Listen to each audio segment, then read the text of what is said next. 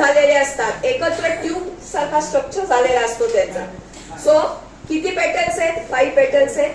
Sepals किती आहेत? 5 sepals आहेत. एपिकॅलिक्स मध्ये पण हे एपिकॅलिक्स किती आहेत? 5 आहेत. And this is the stalk of the flower or we call it as the pedicel. हे सगळं जे एकत्र झालेलं आहे, all this things which has come together, this is the receptacle. हा पूर्ण जो युनिट आहे, this is the receptacle. Okay. Now also you can see a tube like structure which is coming out, right? एक दिसते ना? तर ही काय आहे? Okay, this is the style. And what about this? You can see a pentafid stigma. 5 आहेत. जेवढे petals आहेत, जेवढे सेपल्स आहेत, तेवढेच स्टिग्माचे लोब्स आहेत. You can have you ever tried to identify? असं कधी प्रयत्न केलाय बघायचा की जनरली पेटल्स किती असतात, सेपल्स किती असतात, आणि अकॉर्डिंगली स्टिग्मा तसा सगळ्या फ्लावर्सला तसाच असतो का प्रत्येक फ्लावरचं वेगळं वेगळं असतं? कधी whenever you get time, try to look at it. Okay. In particularly here in case of hibiscus, we will find a pentaphyid stigma.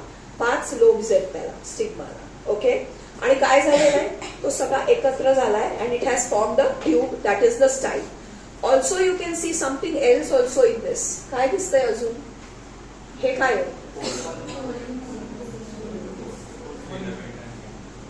हे जे आहे ना, this is the androecium part.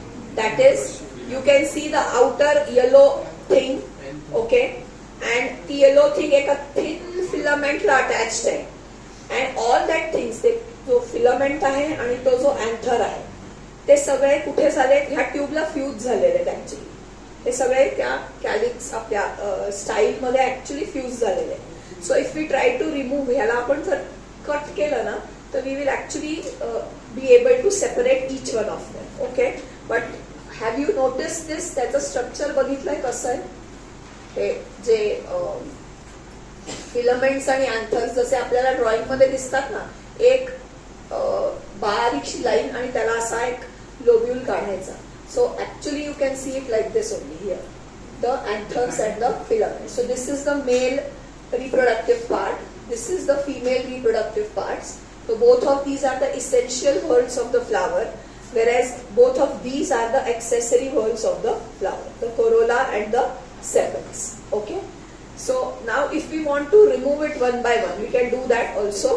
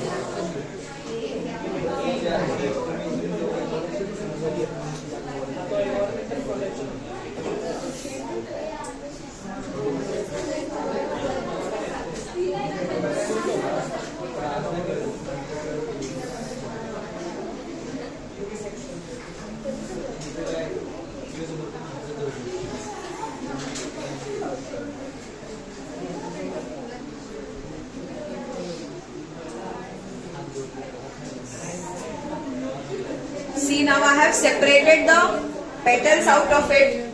You can now see the basal swollen ovary. This here, the ovary है. This is the style. This is the stigma, hair, anthers, and filaments. Okay, this is the ovary. ही जी basal thing है, white color ची जी दिसते है. Okay, this is the ovary.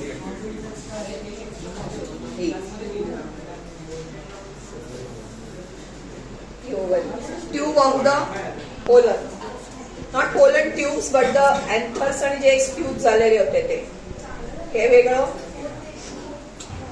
and this is different. See, हे सगळे fuse होऊन ही tube आणि त्याच्यातच होती. This is still in between there. Okay.